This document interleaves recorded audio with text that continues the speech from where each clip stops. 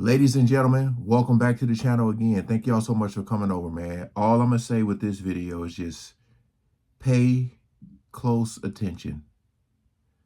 Pay close attention. A lot of times, some things may be said that you have to read in between the lines. Got this video here. Jaguar Wright exposes faults in Angie Stone's death report.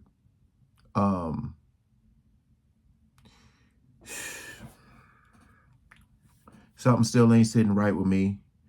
I don't know if anything else has came out, but yeah, we ain't gonna waste no more time. Let's jump right into it. After being blackballed and ostracized, I think she was starting to figure out that her home had been breached. Huh?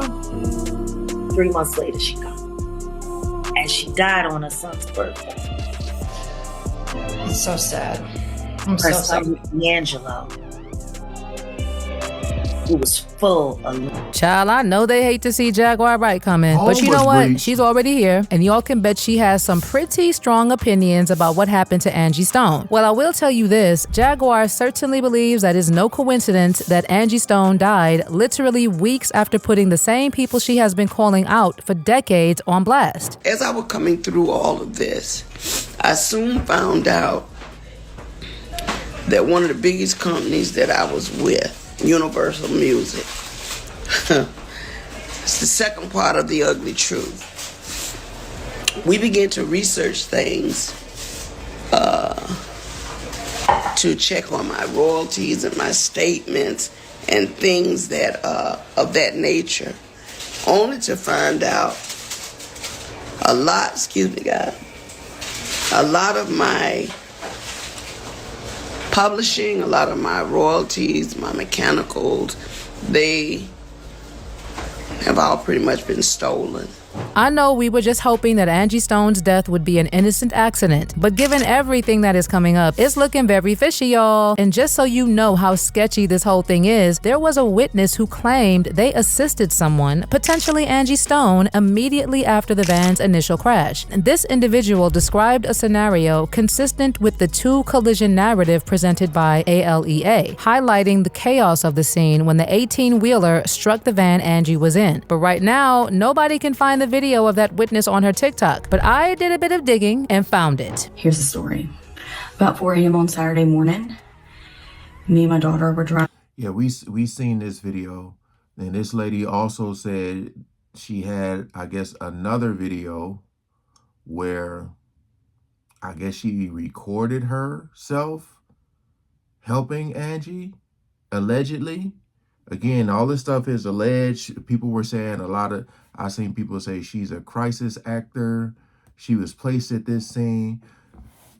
I don't know. All right, I don't know. But we all can agree that something ain't right. Driving to Charleston, South Carolina for her Sweet 16 birthday getaway. We came up to a truck with a trailer and its flashers were on. Yeah, so we already slowed seen down. this. And I helped her. And then the next thing, I'm just forwarding just because I heard this story already, and I'm pretty sure you guys have already covered it. Her talking about that.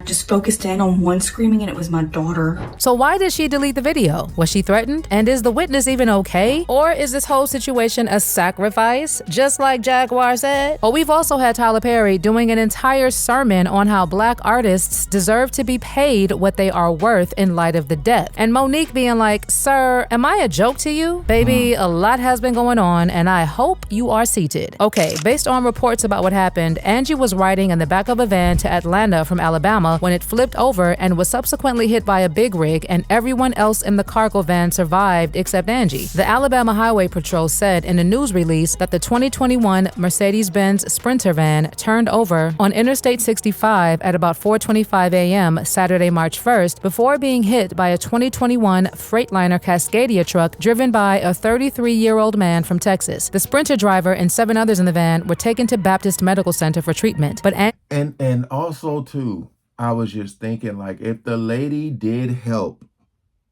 like she said she did, she like the cops haven't tried to find her or reach out, because then she's part of the investigation, right? I mean, this stuff could be going on behind the scenes. I don't know, but she wouldn't just be able to leave. I mean, she could, like, physically, she can get up out of there before the cops get there, but I'm pretty sure they would be looking for her, right? Angie was pronounced dead on the scene. I mean, at first glance, it looks like it was just an accident, right? Well, in the days following Angie Stone's tragic passing, different narratives began to circulate on social media platforms, raising questions about the circumstances surrounding her death. Some posts suggested that there was no 18-wheeler involved, and others claimed that the accident was staged. Other posts also speculated that the passengers of the van might be hiding the truth about the incident, implying that Angie Stone had not died in the crash as reported. But you know what people like Jaguar have been suggesting? That the death definitely had something to do with Angie exposing Universal Music Group. Now, Angie's connection to Universal Music Group stems from her role as a songwriter for MCA, which she began in 1990. MCA Inc. is the parent company of MCA Records that was rebranded as Universal Studios Inc. in 1996, with its music division becoming Universal Music Group. She was signed to MCA Universal as a songwriter and formed the R&B trio Vertical Hold under their umbrella. But in the weeks leading up to her death, Angie had discovered that UMG had been stealing from her for decades, and she even did a video explaining the situation. She went into detail about the misappropriation of her earnings over a career spanning more than 4 decades. At the beginning of the video, she talked about how she was battling a severe blood infection that forced her to pause her touring schedule and seek immediate medical attention. And during her 2-week recovery under intensive care, Angie said she discovered the concerning irregularities in her financial records. Then she dropped the bombshell that a lot of her publishing, her royalties, and her mechanicals have all pretty much been stolen by UMG. Angie said that after being... Yeah, someone said it's 50 million, I believe, is the money that she's owed or something like that. And like I said before, they make more money off of you when you're gone. So, very fishy. In the business for 40-something years, she wondered where her royalties were going, as she wasn't receiving them. She then discovered that Universal Music had been receiving all her royalties and mechanicals, and that they had taken pretty much everything. In her candid video, she expressed profound disappointment with what she perceived as both negligence and deliberate financial misconduct. A walking testimony that God has carried me all this time, because if you only knew how much money they have taken from me, how much they have stolen from me, monies that I'm supposed to be, I should have been able to retire 20 years ago with the money I've made, supposedly. But there are key people that have been driving the ships, and what they've been doing is improperly representing me, improperly stealing from me, taking things in their own hand, changing and switching lanes because they knew I didn't know that part. See, I'm not an attorney. I don't know everything. What I learned how to do was go out, work hard, get paid, come home, pay my bills, take care of my family. And that's what I talked about. That's what they do. It's like they know a lot of these artists won't do a lot of investigating, because in the moment, you know, you're making money, you're touring, you're doing these songs or whatever in the moment. But then when you stop, when you take a little break, and that money ain't coming in like it used to be, like she's saying she should have been able to retire 20 years ago. Think about that. Think about that. You know, it's a lot of people who are touring not because the love of music. A lot of them have to, you know. It's crazy. Family, that part. The legal side, when you hire attorneys and managers and agents, they're supposed to make sure the gray area over there that they're in the driver's seat for. She also said that she was doing whatever was necessary to ensure UMG paid her for her life's work, for her children and for her grandchildren. She also further alleged that proper registration procedures for her songs had been neglected, and she claimed there were several class action suits over her songs that were never properly registered by the companies she signed them over to. In addition, she also said that she had a team looking into what she believed she was owed, and she warned future artists about the twists and turns of the industry. Just here to let you know, one way or the other, Universal Music, you're gonna have to give up my coins. And so what I'm doing now is whatever is necessary to make sure they pay me for the legacy of my life, for my children and my grandchildren. They're gonna have to give me my money. I mean, when you sit back and think Bruno Mars, Dr. Dre, when you think about all these people that have sampled music, if they're filthy rich on it, what's our problem? Hey. Or my problem? Oh, yeah.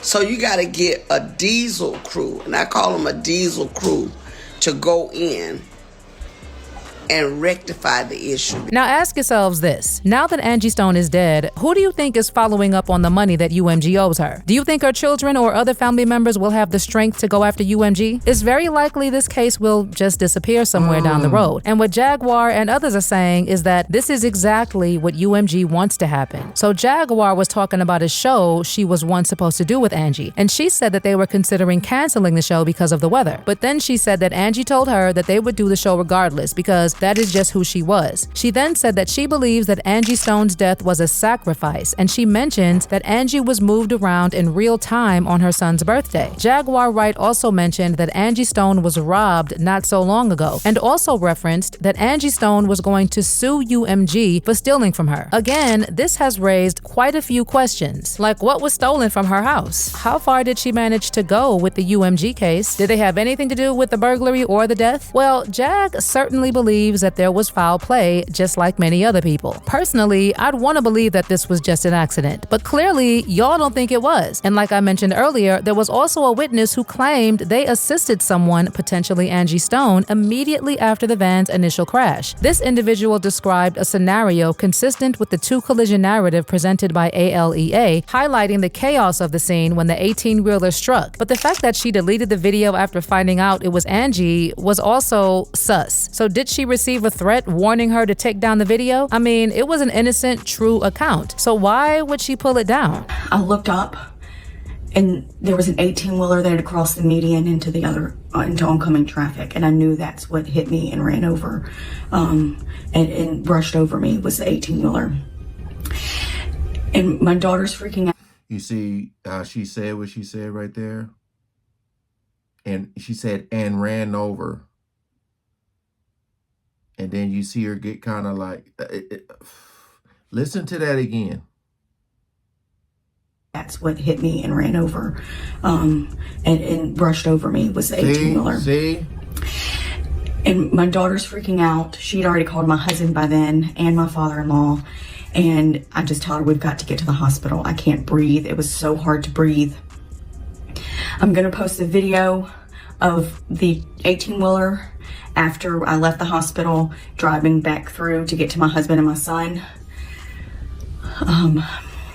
I will not be posting the vehicle in the video because somebody did pass away. They did. And I won't be posting that for respect for their family. This death has also brought some wounds to the surface for some people like Monique, who took to IG to criticize Tyler Perry's tribute. In case you missed it, Tyler Perry delivered a powerful eulogy at Angie Stone's memorial, blending heartfelt tribute with sharp critique of the music industry's exploitation of artists. While speaking before a grieving audience, he honored Angie while condemning the systemic injustices that denied her and so many others the financial rewards they deserved. Y'all gotta forgive me because I'm angry at the way she was treated. I did not know all the things that she was going through. Recently, I found out because I'm not on Instagram. I'm not being hooked and manipulated by an algorithm telling me what to think and how to feel. So I don't see everything. But to think that this woman was in the business for all of these years, and there's a difference between performing because you want to and performing because you have to. That's what I said. All of those years, all of those songs, all of that money that was owed to her, where is it? It's wrong. It is wrong. And I'm tired of seeing us struggle and go through things and work hard and not reap the benefits of what we were supposed to reap. So Tyler Perry spoke not just as a filmmaker and media mogul, but as someone who had seen the industry's inner workings. He said he understood the toll it took on artists like Angie Stone, whose music shaped generations, but whose earnings never reflected her impact. During his speech, he even referenced Angie Stone's song $20, a haunting reflection on financial hardship. The lyrics spoke to the very struggle she faced creating timeless art while barely making ends meet. He used the song as a metaphor for the broader issue, reminding the audience that Angie Stone's story was not unique and that countless artists, particularly Black ones, have been denied rightful earnings while corporations profit from their work. But you know what? Monique was like, "Sir, you really need to look in the mirror because the things you are condemning are the same things you did to me." In a post, she first offered her condolences to Angie Stone's family. Then she took some time to share her grievances with Tyler Perry, saying his speech struck a chord with her and her husband Sydney. She responded with 4 points, saying, "You expressed anger over being tired, careful in how industry which you wrongs done to my ex. We await your at such a time." Also, what do you think of all these theories that are making rounds about Angie's death? Is it giving sacrifice? Sound off in the comments section below. I already covered the Monique thing. I didn't need to see it again. Now look, they're saying that her house was broken into.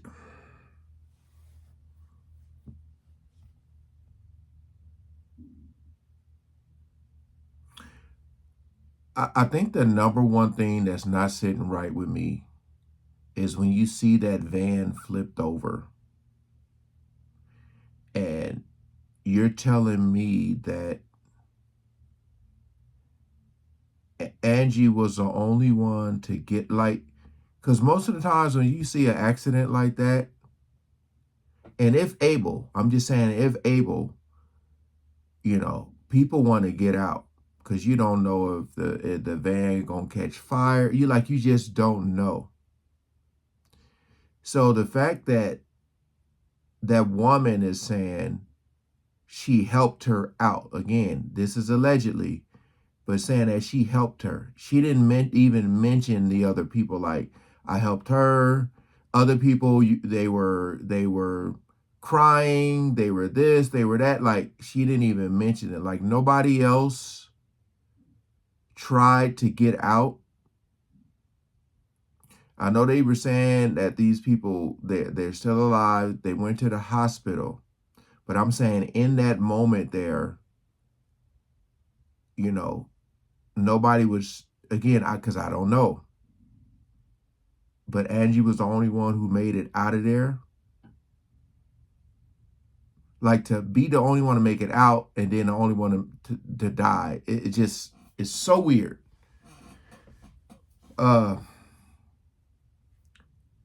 Again, please comment below, like, share, subscribe, all that stuff. I'm trying to follow this. I don't want this story to just go away. But it seems like they're trying to make it disappear. All right, peace out.